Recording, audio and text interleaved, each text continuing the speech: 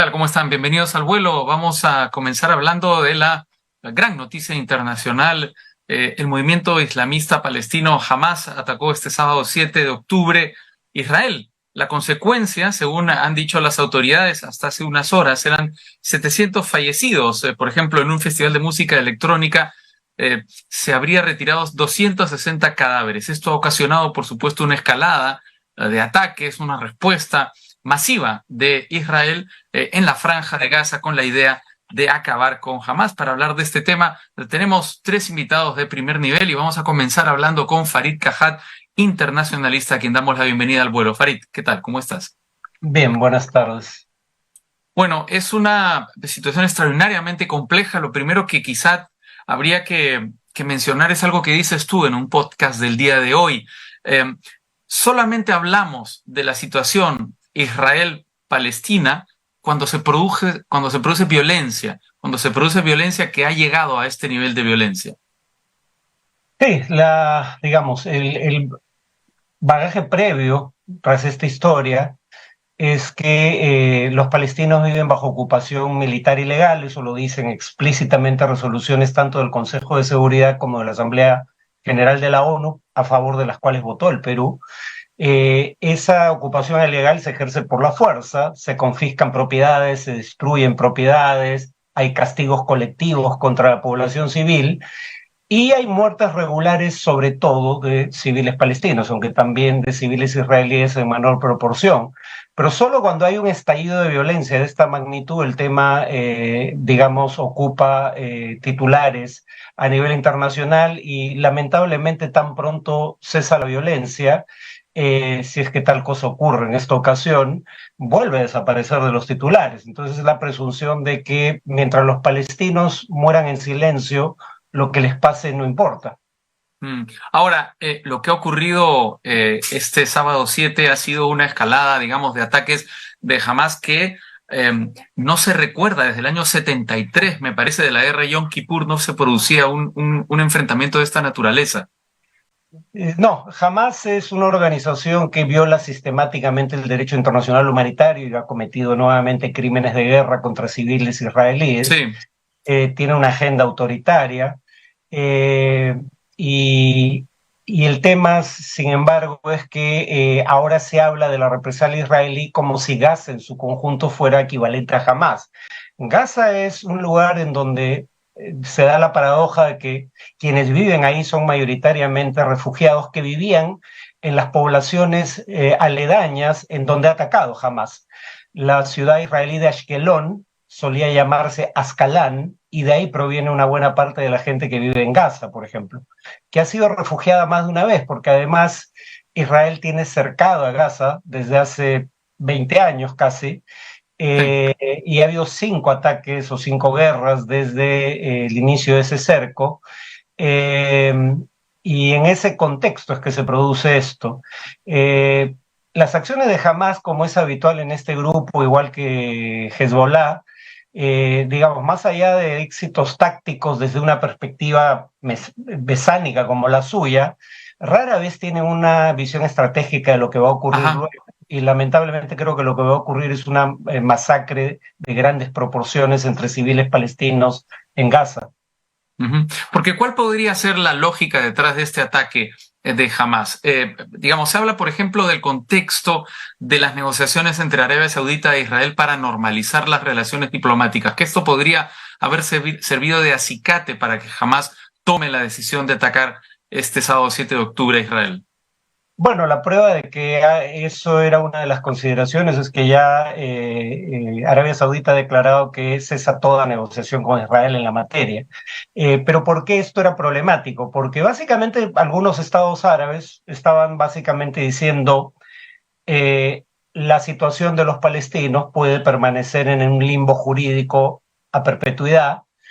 Vamos a negociar con Israel algunas concesiones en materia de calidad de vida para hacer llevadera la ocupación, pero no para ponerle fin, y vamos a violar un acuerdo de la propia Liga de Estados Árabes que indicaba que los estados árabes se comprometían a establecer relaciones diplomáticas con Israel a condición de que Israel se retirara de los territorios árabes ocupados, cosa que no ha hecho.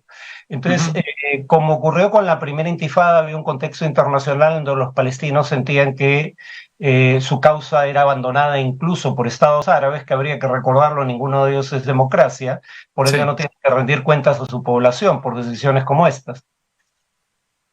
Ahora, digamos, ¿qué hubiera ocurrido si estas negociaciones entre Arabia Saudí e Israel continuasen? Es decir, si no se hubieran frenado en este momento, ¿de qué manera hubiera perjudicado la causa de Hamás o en concreto la causa del Estado palestino?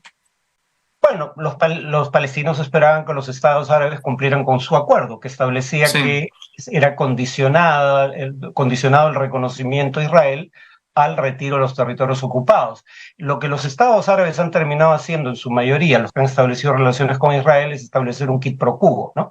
Por un ajá, lado, está el hecho de que algunas dictaduras árabes eh, al igual que Israel, ven a la dictadura iraní como un enemigo de seguridad y entonces tienen un tema de interés de seguridad en común con Israel. Pero por otro lado, cada cual negoció algún aspecto de agenda internacional que le era relevante.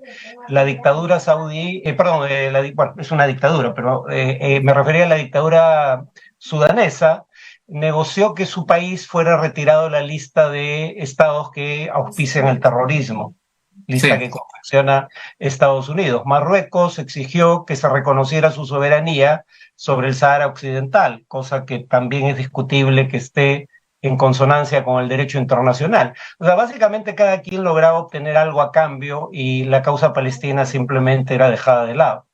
Ahora, también se habla, digamos, de las ramificaciones que tiene este conflicto a otros países de la región. Se habla, por ejemplo, del involucramiento de Irán incluso en la planificación de la ofensiva de Hamás. Y la última información que tengo, que ha aparecido hace 23 minutos en el diario El País, es que Israel está atacando el Líbano con helicópteros militares. Lo del Líbano parece, por ahora al menos, de alcance limitado, ¿no? La última vez que Hezbollah lanzó ataques de cierta magnitud contra Israel, la respuesta israelí fue una invasión en 2006 que causó un daño material pasmoso a la infraestructura civil libanesa.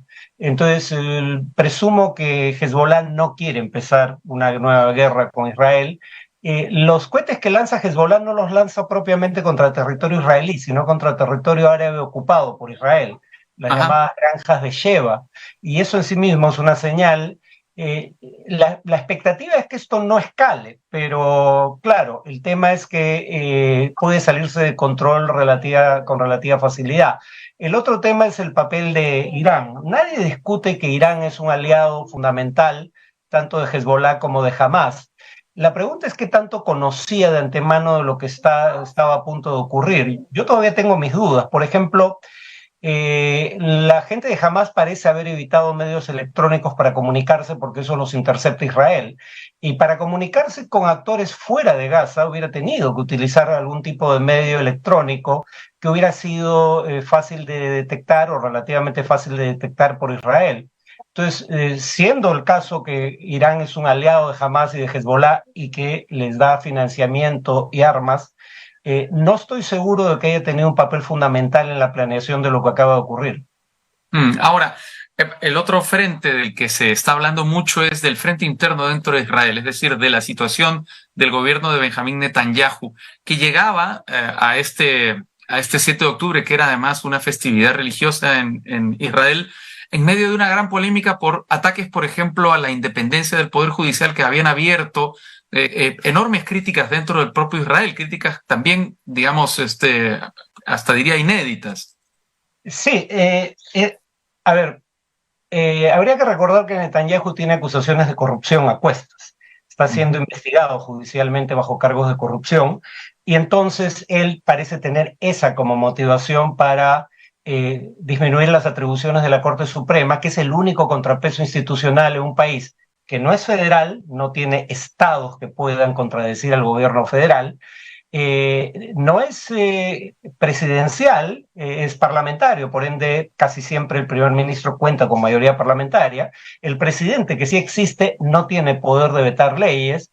El parlamento es unicameral, no hay una cámara revisora. Entonces, el único contrapeso al poder del gobierno es el Poder Judicial, la Corte Suprema específicamente. Sus aliados de coalición de extrema derecha quieren acabar con la independencia de la Corte Suprema porque quieren convertir a Israel en un Estado autoritario. Leo lo que decía Yair Lapid, el anterior primer ministro israelí, del actual ministro de Policía, Itamar Ben-Gvir. Muéstrenme un estado en el mundo en el que el responsable de la policía es un criminal violento con 53 acusaciones y 8 condenas. Ese es el tipo de coalición que ha formado Netanyahu para traerse abajo la independencia judicial, dividiendo a su país, y en ese contexto, además, ha cometido el error garrafal de, por ejemplo, movilizar brigadas de las inmediaciones de Gaza a Cisjordania para apoyar a los colonos que buscan ocupar más territorios palestinos, y eso parece haber facilitado la división interna, el desplazamiento de tropas, el monumental fracaso de los servicios de inteligencia. Entonces, sí, creo que este podría ser el principio del ocaso de la carrera política de Netanyahu, pero precisamente porque está a la defensiva, creo que va a lanzar una acción devastadora sobre Gaza, lamentablemente. Se hablaba, te lo voy a mencionar, justamente del fracaso de los servicios de inteligencia israelíes al momento de prever este ataque. Y por supuesto, dentro, digamos, de la estrategia que tú estás describiendo frente a ese fallo de los sistemas de inteligencia, han llamado mucho la atención las declaraciones del ministro de Defensa de Israel, Yoav Galant, que ha dicho: ordené un asedio total sobre la franja de Gaza, no habrá electricidad, ni alimentos, ni gas, todo está cerrado. Estamos luchando contra animales humanos y actuamos en consecuencia. Bueno, pero ese es el tema. Cierra todo Gaza, donde hay más de 2 millones de seres humanos, y habla de todos ellos como si fueran militantes de Hamás. O sea, ¿qué tiene que ver el ingreso de alimentos con la posibilidad de que Hamás lance acciones armadas contra Israel? Esto es un castigo colectivo contra la población civil. Lo ha dicho en el pasado Naciones Unidas, lo ha dicho también el Comité Internacional de la Cruz Roja. Se habla de Gaza como si fuera un fortín militar de Hamás. Hamás se ha impuesto por la fuerza en Gaza. La población civil no puede hacer gran cosa al respecto, y hay más de 2 millones de personas que viven en Gaza que no son necesariamente miembros de Hamás. Sin embargo, lo que tú has leído, no hay ninguna atingencia que haga esa diferencia. Finalmente, Farid, ¿es posible, tú crees, la objetividad, el justo medio en un caso tan extraordinariamente complejo y polarizante como este? A ver, el tema con la objetividad es cuáles son los hechos relevantes, ¿no? Y a veces discutir cuáles son los hechos relevantes para interpretar un fenómeno puede ser materia de controversia. Pero hay hechos, digamos, al margen de si uno los considera relevantes o no, hay hechos objetivos. Israel viola el derecho internacional al ocupar territorio ajeno. Israel y Hamás violan el derecho internacional humanitario al victimizar a civiles de manera indiscriminada y sistemática. Israel alega que no lo hace así, pero nadie va preso en Israel por matar civiles palestinos. Lo dice Amnistía Internacional, no conoce de un caso de un soldado israelí que haya ido preso por dar muerte a un civil palestino en territorios ocupados en un contexto que no fuera de conflicto armado.